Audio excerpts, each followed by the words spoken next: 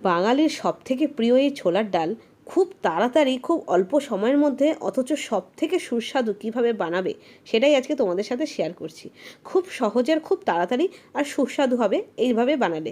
দেখো, প্রথমেই আমি 2 ঘন্টা আগে ছোলার ডালটাকে ভালো করে ভিজিয়ে রেখেছিলাম, আর ধুয়েই ভিজিয়েছি। তারপরে প্রেশার কুকারে নুন, হলুদ, একটা তেজপাতা দিয়ে সেদ্ধ করে নিয়েছি।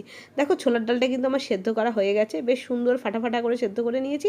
এবার চলো রান্নাটা শুরু হোক।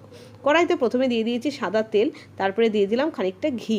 ঘিটা গলতে শুরু করে দিয়েছে। ফোড়নে দিচ্ছি গোটা জিরে, শুকনো লঙ্কা, দারচিনি আর এলাচ। গোটা জিরে, শুকনো লঙ্কা, দারচিনি, এলাচ প্রথমে দিয়ে দিলাম। তারপরে যখন সুন্দর একটা গন্ধ আসছে দিয়ে দিলাম অল্প একটু হিং। হিংটা কিন্তু অবশ্যই দেবে। তারপরে ফোড়নটাকে নাড়াচাড়া করব, তার সাথে দিয়ে দিচ্ছি 1 চামচ মতন আদা বাটা।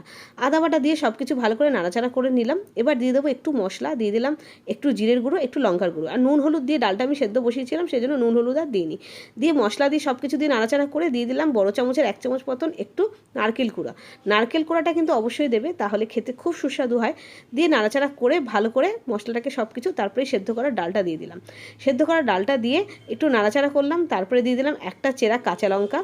এরপরে দিয়ে দিচ্ছি একটু মিষ্টি। মিষ্টিটা তোমরা তোমাদের স্বাদ মতন দেবে। মিষ্টি দিয়ে নাড়াচাড়া করে লাস্টে নামানোর আগে দিয়ে দেবো একটু গরম মশলা আর একটু ঘি।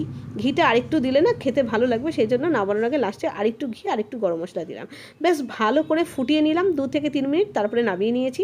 আর একটু গার্নিশিং করে দিয়েছি নারকেল কোড়া দিয়ে। তৈরি হয়ে গেছে আমার এই সুস্বাদু ছোলার ডাল। এই ছোলার ডালটা লুচি, রুটি, পরোটার সাথে ভীষণ ভালো লাগে। এরকমভাবে বানিয়ে নাও, দেখলে কত সহজে আর কত তাড়াতাড়ি হয়ে গেল। ছোলার ডালটা রান্না করা খুব সহজে হয়ে যায়।